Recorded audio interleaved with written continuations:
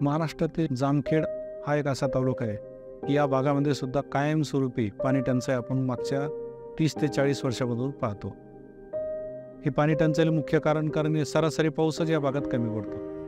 उन्हाळ्यात पाणीच राहत नव्हतं आम्हाला, पाणीच नसायचं. आम्ही प्यायचं पाणी लांबून आणायचं अर्धा किलोमीटरहून, कपडे धुवायला, गुरांना प्यायला सगळं तिकडूनच होतं. पिकाची काही यायचं, काही जायचं, काही जळून जायचं. मग जी होईन तीच त्याच्यातच आम्हाला भागवावं लागायचं ना. टँकर आणायचो, टँकर कोरडे एरीत वाजायचं आणि मग ठेबकने लिंबुनीला सोडायचं. जवळजवळ आम्हाला 90-80 हजाराचं पाणी लागायचं. तर एक काळ होता की आमचा भाग म्हणजे खास मिरची किंवा ऊसाचं क्षेत्र होतं, पण नंतर काळ बदलत गेला, दुष्काळजन्य परिस्थिती निर्माण व्हायला लागली की आम्हाला म्हणजे पिण्यासाठी सुद्धा 2 महिने आम्हाला टँकर लावावं लागत असं.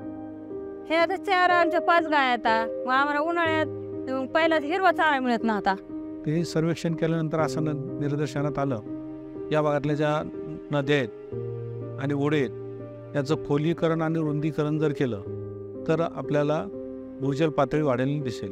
त्यानंतर आदरणीय रोहितदादा पवार आणि नाम फाउंडेशन यांनी या ठिकाणी मशनी टाकून वडा खोलीकरण व रुंदीकरण केलेलं. आता या ठिकाणी 2 मशनी होत्या, तर त्या 1.5 महिन्यात चालल्या.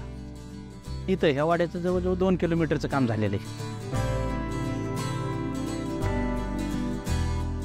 नाम फाउंडेशन आणि कर्ज जामखेड एकात्मिक विकास संस्था त्यांना संपर्क केला. मग साधारणतः आम्ही या पुलापासून खाली 4.2 किलोमीटरचं काम केलं.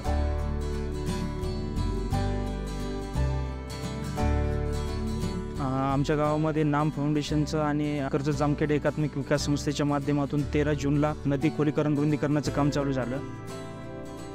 210 मशीन होते. जवळजवळ एक 10-15 दिवस काम चालू होतं आणि जवळजवळ 2.5 किलोमीटरचं खूप सुंदर असं नदीचं खोलीकरण आणि रुंदीकरण झालेलं आहे.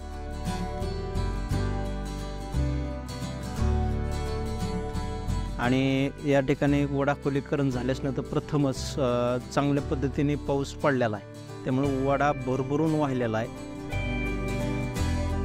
नदीच्या शेजारचे जे बोर किंवा विहिरी आहेत त्यांना पाणी चांगल्या प्रमाणात वाढलं आहे.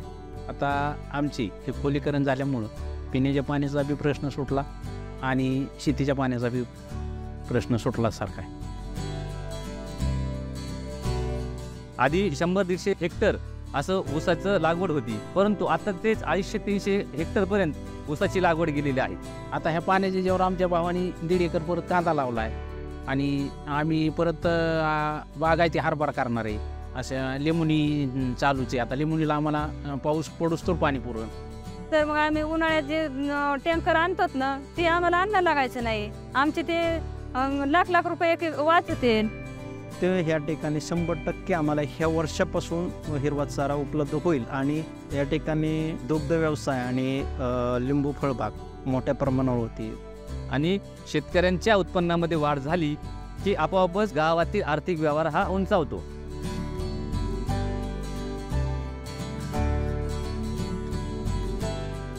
म्हणजे एकेका कर्ज जामखेड आमचा दुष्काळात असणार. आजच्या परिस्थितीला तरी या संस्थांमुळं ओलिताखाली आहे. दुसरी गोष्ट माझ्या शेतकरी वर्गामध्ये किंवा इतर लोकांमध्ये एक काहीतरी एकजुटीची भावना निर्माण झाली. असं नाही की हे काम झालं आहे म्हणून नुसतं पाण्याचा प्रश्न मिटला आहे. लोकांमध्ये एकत्र येण्याची मानसिकता निर्माण होते. हेच पुढच्या पिढीसाठी गरजेचं आहे. हे एक मिळालं आम्हाला. तर या संस्थेचे आम्ही माझ्या गावकऱ्यांच्या वतीने खूप मनापासून आभार मानतो.